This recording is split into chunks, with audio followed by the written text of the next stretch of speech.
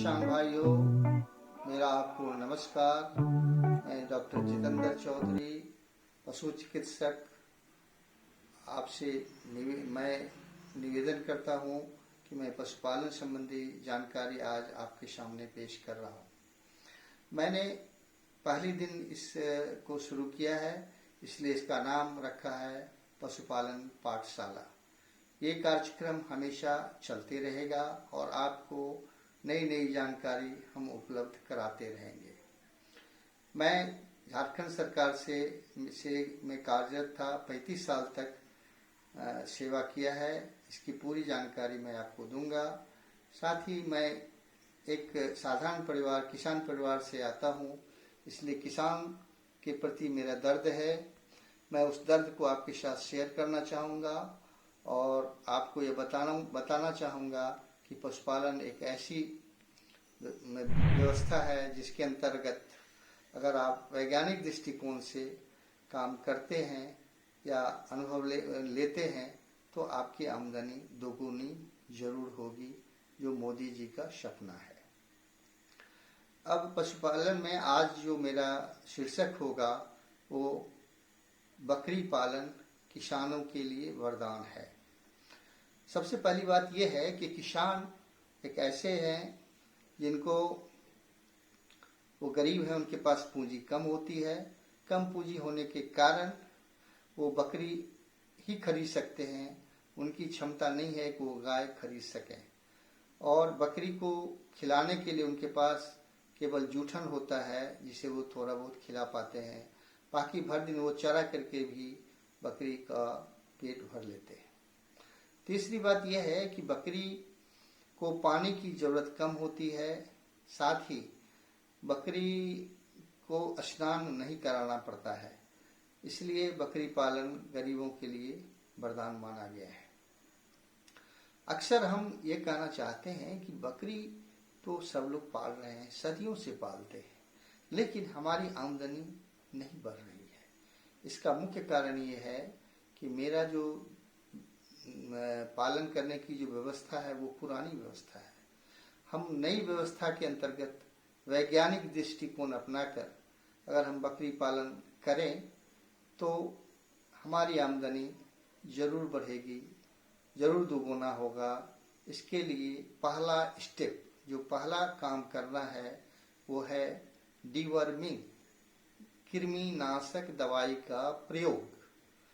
कृमिनाशक दवाई दो तरह का होता है। एक बाह्य कृमि नाशक, जो बाहर के कृमि होते हैं, जैसे स्किन डिजीज जिसमें खस्सू होता है, अठैल होता है, फिर सुंडा होता है, ये सारी जो है वो सब ऊपर से स्किन में लग जाते हैं और वो खून को खा लेते हैं। इससे बचने के लिए एक आइवरमेक्टिन की सुई आती है जो 1 ml सबकट यानी चमड़ा में देना है। इसके देने से क्या होता है कि ये आपको जितने बाहरी कृमि हैं वो सब मर जाते हैं और जो बकरी है उसका चेहरा चमकने लगता है, उसके शरीर में चमक आ जाती है और उसका वजन भी बढ़ता है। चूंकि ये मर जाते हैं तो ये खून जो खाते थे वो रुक जाता है, इससे उसके शरीर का ग्रोथ, वजन बढ़ जाता है। दूसरा कृमिनाशक दवाई जिसको हम लोग बोलते हैं आंतरिक कृमिनाशक, जो अंदर के कीड़ा को मारते हैं, यानी जो पेट में जो कीड़ा होता है उसका वो नाश करते हैं। इसके लिए दो तरह का कीड़ा का प्रयोग होता है। एक होता है एल्बेंडाजोल, एक होता है फेनबेंडाजोल। एल्बेंडाजोल प्रेग्नेंट बकरी में नहीं देना चाहिए। फेनबेंडाजोल प्रेग्नेंट बकरी को, जो गाभिन बकरी है, उसको दिया जा सकता है। 150 mg का टेबलेट देना पड़ता है, दोनों 150 mg का, दोनों कंडीशन में।